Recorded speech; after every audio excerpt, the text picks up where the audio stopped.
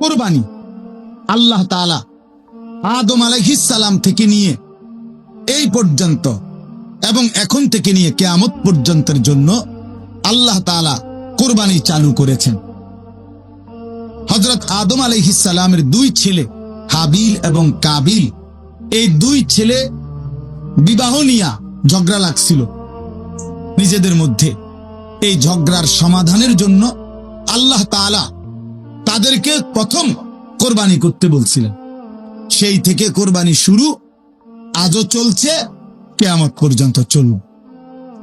সুবহান। সর্বযুগে, কথা খেয়াল করেন, আমি কমাইয়া কইতেছি, সর্বযুগে এক নাম্বার মনে রাখতে হবে, কোরবানি সর্বযুগেই কবুল হবে তার নিজের মধ্যে তাকওয়া থাকবে যার। ইন্নামা ইয়াতাকাব্বালুল্লাহু মিনাল মুত্তাকিন। কোরআনে আছে হাবিল কাবিল দুই ভাই কোরবানি দেওয়ার পরে কাবিলের কোরবানি কবুল হয় নাই, কিন্তু হাবিলের কোরবানি কি হইছে? কবুল হইছে। তখন কাবিল বলছে লা আকতুলান্নাকা, আমি তোর মাইরা ফেলবো, আমি তোকে মেরেই ফেলবো। এই তখন হাবিল বলছে ভাই আমারে মাইরা লাভ নাই, বরং ইন্নামা ইয়াতাকাব্বালুল্লাহু মিনাল মুত্তাকিন। মনে রাখবা সর্বযুগে কোরবানি কবুল হবে তার তাকওয়া থাকবে যার। তাকওয়া কি? তাকওয়া হলো তিন জিনিস। এক নম্বর হলো সমস্ত গুনাহ বর্জন করা, দুই নম্বর হলো সমস্ত ইবাদতে লেগে থাকা, তিন নম্বর হলো সর্বাবস্থায় আল্লাহকে ভয় করতে থাকা। গুনাহ বর্জন, ইবাদত পালন, আল্লাহর ভয়, এটাই তাকওয়া।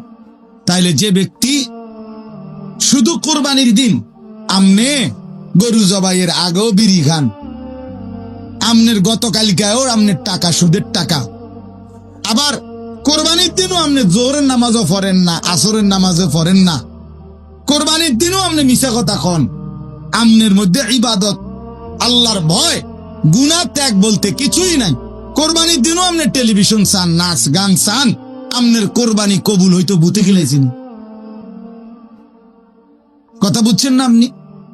কেন কোরবানি কবুল হবে?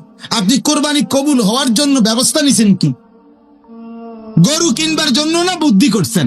মানুষ লইয়া গেছেন তিনজন, গরু বাজারে গরু চাইয়া লইছেন, সেটা তো ঠিক আছে, কিন্তু কোরবানি কবুল হওয়ার জন্য ব্যবস্থা নিছেন কি? কোরবানি কবুল হওয়া, গোশত খাওয়া আর কবুল হওয়া এক কথা না, জবাই হওয়া আর কবুল হওয়া এক কথা না। জবাই তো প্রতিদিনে হয়, যে কেউ জবাই করিলেই তো গরু জবাই হবে, কিন্তু জবাই আর কবুল তো এক কথা না। গোশত খাওয়া আর কবুল হওয়া তো এক কথা না বাপ। অতএব আমি আপনাদের কাছে বললাম, এটা কোরবানি কিন্তু আর 10 দিনের গরু জবাই নয়। গরু আমাদের দেশে প্রতিদিন জবাই হয় কিনা কথা বলেন না? বাজারগুলোতে গরুর গোশত বেচা হইতেছে না? তো তাহলে গরু তো প্রতিদিনই জবাই হয়, তো কোরবানি আর আলাদা কি? কোরবানিও তো গরুই জবাই করে, তো এটা তো প্রতিদিন হইতেই আছে। তাহলে বোঝা গেল কোরবানি শুধু গরু জবাই নয়, আলাদা কিছু। আলাদা কিছু কিনা সেটা ইবাদত, আর সেটা কবুল হবে তার তাকওয়া থাকবে যা। আল্লাহ তাআলা কোরআনুল কারীমে বলছেন লান ইয়ানালাল্লাহা লুহুমুহা ওয়ালা দিমাউহা ওয়ালাকিন ইয়ানালুহুত তাকওয়া মিনকুম। আল্লাহ বলেন আমার বান্দা শুনো, তোমাদের গোশত, রক্ত, কোরবানির প্রাণীর কিছুই আমি নেই না, আমি শুধু তাকওয়াটা নেই। আমি তাকওয়া নেই। তুমি দেখছো গরুর দিকে, আমি দেখছি তোমার জিন্দেগির দিকে। তুমি দেখো গরু কেমন হৃষ্টপুষ্ট গরু, আল্লাহ বলেন আমি দেখছি তুমি কেমন ইবাদত আমলওয়ালা, আমি তোমাকে দেখবো, তুমি গরুকে দাও। কথা বুঝছেন কিনা বলেন? তুমি কি দেখো? গরু দেখো। আল্লাহ বলেন আমি দেখবো কি? তোমাকে। তোমাকে ইন্নাল্লাহা লা ইয়ানজুরু ইলা সুওয়ারিকুম ওয়ালা ইলা আজসামিকুম। নবী সাল্লাল্লাহু আলাইহি ওয়াসাল্লাম বলেন নিশ্চয়ই আল্লাহ তোমাদের চেহারা শরীর দেখবে না, ওয়ালাকিন ইয়ানজুরু ইলা কুলুবিকুম ওয়া আমালিকুম, বরং আল্লাহ তোমাদের দিল দেখবেন আর তোমাদের আমল দেখবেন। আল্লাহ দেখবেন বান্দা কুরবানি আজকে অথচ প্রাণী তো জবাই করলা, তো গোস্ত কুটতে কুটতে, হাড্ডি চুলতে চুলতে, হাড্ডি কোবাইতে কোবাইতে জোহরও শেষ, আসরও শেষ, মাগরিবও শেষ। কোরবানি তো ছিল ওয়াজিব, জোহর তো ছিল ফরজ। কোরবানি তো ছিল ওয়াজিব, আসরের নামাজ তো ছিল ফরজ। আল্লাহর জন্য কোরবানি করলে আবার নাচ দেখো কেমনে। আল্লাহর জন্য কোরবানি করলে কোরবানির গোশত খাইতে খাইতে টেলিভিশনে নাটক, সিনেমা, নর্তকীর ছবি দেখো কেন? এটা কেমনে হইল আল্লাহর জন্য? এটা কেমনে হইল কোরবানি? এটা তো আর 10 দিনের মতো, বছরের অন্য দিনের মতো গোশতই খাওয়া। হ্যাঁ বলেন। এই জন্য আমি বললাম কোরবানির ক্ষেত্রে এটা মনে রাখতে হবে, কোরবানি যেন হয় আমার আপনার জিন্দেগি গুনাহমুক্ত অবস্থা। নাই তো আসমানে যাবে না, আমনের ঘরে যাবে। আমনের ঘরে গোশত যাবে, চুলায় রান্না হবে, সিদ্ধও হবে, রুটির লগে খাইতেও পারবেন, সবই ঠিক আছে। কিন্তু আসমানে যেতে হলে, আল্লাহর কাছে যাইতে হলে তাকওয়া লাগবে। তাকওয়া লাগবে। টাকাটা হালাল হইতে হবে। 1 টাকা হারামের টাকা, এটা দিয়া কোরবানি কবুল হয়। এবং হারাম টাকার শরিক যে হয়, তার কারণে বাকিদের কোরবানিও কবুল হয়। আপনি যদি বলেন বুঝমু কেমনে, না বুঝলে আপনি হেতের লগে করেন কেন? কথা বলেন না কেন? আপনি 1.5 লাখ টাকা, 3 লাখ টাকার গরু লোক দেখাইতেন গেলেন কেন? আপনার সন্দেহ হয়, আবার সামর্থ্য আপনার পুরা নাই, কম। আপনি পুরা পারতেন না 1 লাখ টাকার কোরবানি দিতেন, আপনি খাসি কোরবানি দেন। এটা তো ইবাদত, এটা তো গোশত খাওয়া না। কথা বুঝছেন? এই জন্য মনে রাখতে হবে, 1 টাকা হারাম টাকা, সুদের টাকা, ঘুষের টাকা, বাজারে ব্যবসা করে ওজনে কম দেয়, তো এ তো ধোঁকাবাজ। এত ধোঁকাবাজ। পণ্যের গুণাগুণ 2 নম্বর মালরে 1 নম্বর বলে, 3 নম্বর মালরে 1 নম্বর বলে। এত ধোঁকাবাজ, বাটপার। তাহলে এই বাটপারে যে টাকাটা নিল, এটি বাটপারির টাকা না? কথা বলেন না কেন? তো এ তো নাজায়েজ টাকা। এই টাকা দিয়ে কোরবানি জবাই হবে প্রাণী, গোশত জোরসো হইব, ভাতও খাওয়ান যাইব, রুটিও খাওয়ান যাইব, আসমানে যাবে না। কোথায় যাবে না? আসমানে যাবেন, রবের কাছে যাবে না, মালিকের কাছে যাবে না। কথা শক্ত হইল, এটাই সত্য, শক্ত। এরুম যদি আপনি বলবেন এরুম এরুম কইলে আর কয়জনে কোরবানি দিব? দিয়েন না আপনারা কেউ, অসুবিধা কি? কথা বলেন না কেন? আল্লাহ ঠেকে যাবে, ঠিক না? ফেরেশতারা আটকা ফিরে যাবো নাকি? তো আর অসুবিধা কি? তা সমস্যা কি? কোরআনে আল্লাহ বলছে ওমান কাফারা ফাইন্নাল্লাহা গানিয়্যুন আনিল আলামিন। আল্লাহ বলে তোমরা যারা হজ করতে অস্বীকার করো, অবজ্ঞা করো, অবহেলা করো, তাইলে মনে রাখো কোনো সমস্যা নাই, আমি আল্লাহ গোটা পৃথিবীর সমস্ত মানুষ কারো প্রতি মুখাপেক্ষী নই, আমি সবার থেকেই অমুখাপেক্ষী। কেউ যদি আমাকে সেজদা না করে, আমি আল্লাহর বড়ত্বের মধ্যে কমবে না। আবার সবাই যদি আমাকে সেজদা করে, তবুও আমি আল্লাহর বড়ত্বে বাড়বে না। আল্লাহ বাড়েও না, কমেও না। কথা বোঝেন না? সবাই নাফরমানি করলেও আল্লাহ কমে না, সবাই জুনায়েদ বাগদাদি হয়ে গেলেও আল্লাহ কি হয় না? বাড়ে না। আল্লাহ তো আল্লাহই, ওয়াহুয়াল আলিয়্যুল আযীম, তিনি তো বড়ই, তিনি তো আজিম, তিনি তো আকবার।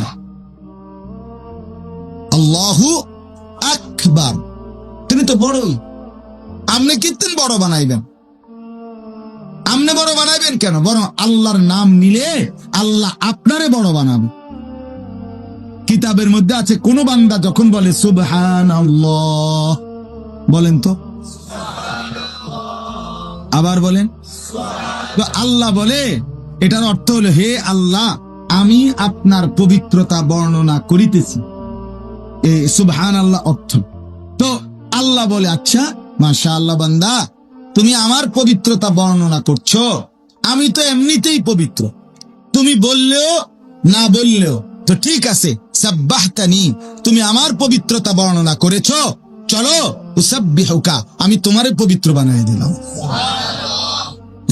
আলহামদুলিল্লাহ বলেন তো। আল্লাহকে আমি বললাম আল্লাহ আমি আপনার প্রশংসা করছি। আল্লাহ বলেন, তুমি আমার প্রশংসা করলা, আমি তো এমনিই প্রশংসিত, যাও তোমাকেও আমি প্রশংসিত বানায় দিলাম, মানুষ তোমারে ভালো বলবে। জিকির করে দেখো, তোমারে দেখবা মানুষে ভালো বলবে। কোন লোকটা নামাজি, লোকটা আল্লাহ বাবা, লোকটা জিকির আজকার করে, বলবে মানে আল্লাহ জিকিরের বরকতে তোমারে কি বানাই দিবে, দামি বানাই দিবে। তাইলে আল্লাহ তাআলা বলেন, তোমরা কেউ বন্দিগি না করলেও আমার সমস্যা নেই, আমার সমস্যা নেই। তাহলে আমার এই কথাটা আপনারা মনে রাখবেন, কোরবানি যেন হয় শতভাগ হালাল টাকা থেকে, বলেন ইনশাআল্লাহ। 2 নাম্বার, কোরবানি যেন হয় গুনাহমুক্ত জীবন নিয়ে। কি নিয়ে বলেন না? গুনাহমুক্ত জীবন নিয়ে।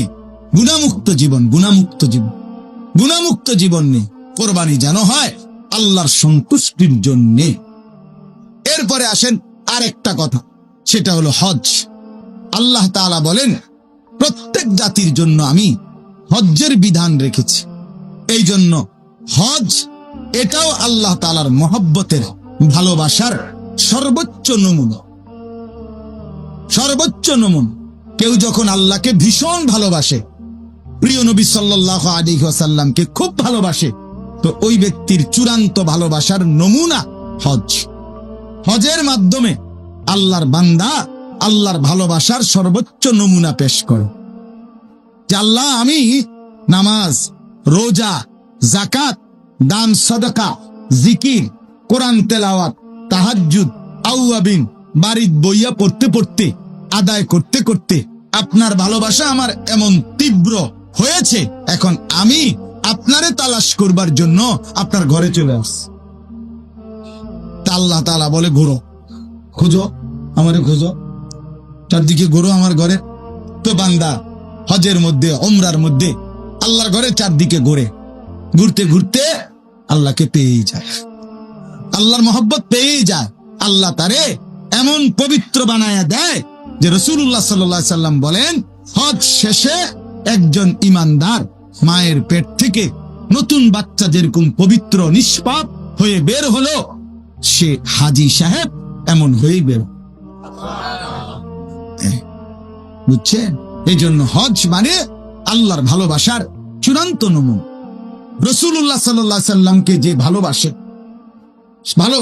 আপনি যদি বলেন একজন মানুষের গুণাগুণ খুব বললেন যে লোকটা এত ভালো, এত ভালো, এত ভালো, এত ভালো, এরপরে আমি আপনারা বললাম, আরে আপনি যে লোকটারে এত প্রশংসা করছেন, উনি আছে তো, উনি চান্দিনায় থাকে, হ্যাঁ আমি উনারে দেখছি, কথার কথা আপনি বললেন, তো এই লোকটা কি বলবো?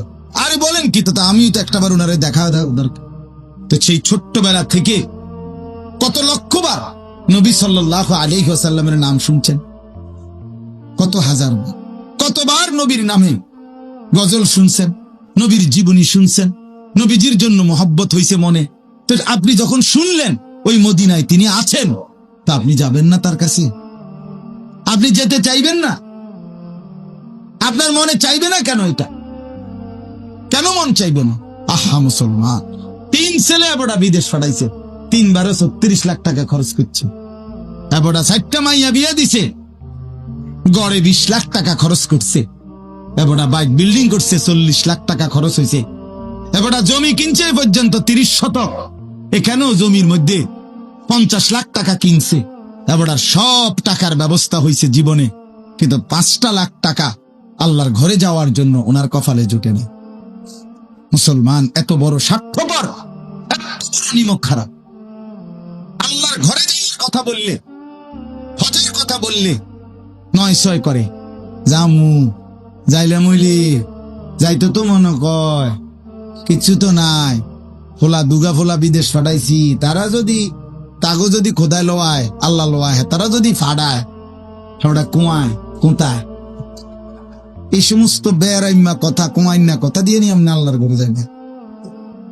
বলি আপনার হাতে কি গত 30 বছরে লাখ লাখ টাকার ব্যবস্থা হয় নাই?